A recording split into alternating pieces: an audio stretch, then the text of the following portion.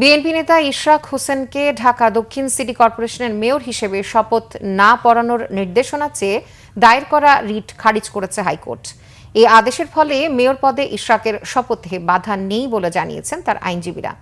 তবে রিটকারীর আইনজীবী জানিয়েছেন তারা এই আদেশের বিরুদ্ধে আপিল করবেন। আহমেদ সরওয়ারের রিপোর্ট।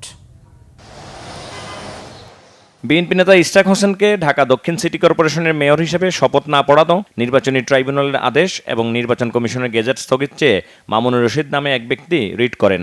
সেই রিটের উপর দুদিনের শুনানি শেষে বৃহস্পতিবার বিচারপতি মোহাম্মদ আকরাম হোসেন চৌধুরী ও বিচারপতি দেবাশিস রায় চৌধুরীর দ্বৈত বেঞ্চ রিট খারিজ করে আদেশ দেন।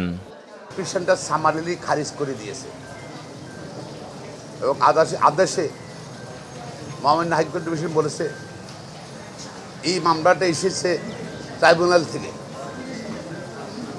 কেউ যদি ক্ষতিগ্রস্ত হয়ে থাকে, যদি সে আপিলের ট্রাইব্যুনাল আছে সেখানে যেতে পারে, জনস্বার্থে যে কোনো মামলা করতে পারে।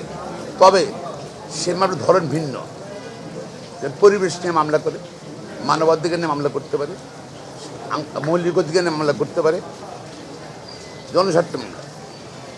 এখানে জনস্বার্থের কিছু নাই। ভোটার হিসাবে যে ওনার কোনো ক্ষতিগ্রস্ত হয়েছে, ক্ষতিগ্রস্ত ব্যক্তি হিসেবে নিজেকে উনি কিন্তু প্রমাণ করতে পারেননি আদালত। ফলে ইশরাকের শপথ নেওয়ার আর কোনো বাধা রইল না। আদেশের বিরুদ্ধে আপিল করবেন বলে জানান রিটকারীর আইনজীবী। পরে কোর্ট আজকে ডিটেইল তাদের লিখিত অর্ডার সেটি পাস করেছেন এবং অর্ডার পাস করে শুধুমাত্র লুকাস স্ট্যান্ডি গ্রাউন্ডে এই আজকের রিটটি খারিজ করেছেন বলে কোর্ট অভিমত ব্যক্ত করেছেন। আমরা ইতিমধ্যে আমাদের ক্লায়েন্টের সাথে কথা বলেছি।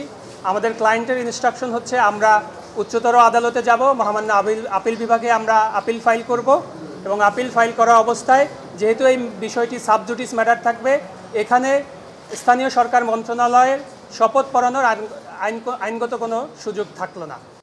এই আদেশের ফলে ইশরাককে শপথ পড়াতে কোনো বাধা নেই বলে জানান তার আইনজীবী। আমরা যদি গত কয়েকদিনের ধারাবাহিকতা দেখি, এই স্থানীয় সরকার মন্ত্রণালয়ের উপদেষ্টা লয়ার নোটিশ ইস্যু করা হয়েছে, কোর্টে মামলা পেন্ডিং, যে কারণে শপথ নিতে দিচ্ছেন না। তো আজকে এটা প্রমাণিত হয়েছে যে আইনি প্রক্রিয়া ইশরাক সাহেবকে মেয়র হিসাবে শপথ নিতে এই সংশ্লিষ্ট মন্ত্রণালয়ের আর কোনো বাধা থাকলো না। যদি তারা আজকের পরে শপথ নিতে বাধা প্রদান করে, আদালত অবমাননার শামিল হবে। কোনো একটা পার্টির পারপাস সার্ভ করার জন্য তিনি কাজ করছেন। দেশের মানুষ সেইটাও বুঝতেছে যে কোনো গোষ্ঠী, পার্টি, পলিটিক্যাল পার্টির পারপাসটা সার্ভ করছেন। ফজলে নূর তাপসকে বিজয়ী ঘোষণার ফল ২৭ মার্চ বাতিল করে ইশরাককে মেয়র ঘোষণা করে নির্বাচনী ট্রাইব্যুনাল, আর ২৭ এপ্রিল গেজেট প্রকাশ করে নির্বাচন কমিশন। আহমেদ সরওয়ার, বাংলা ভিশন, ঢাকা।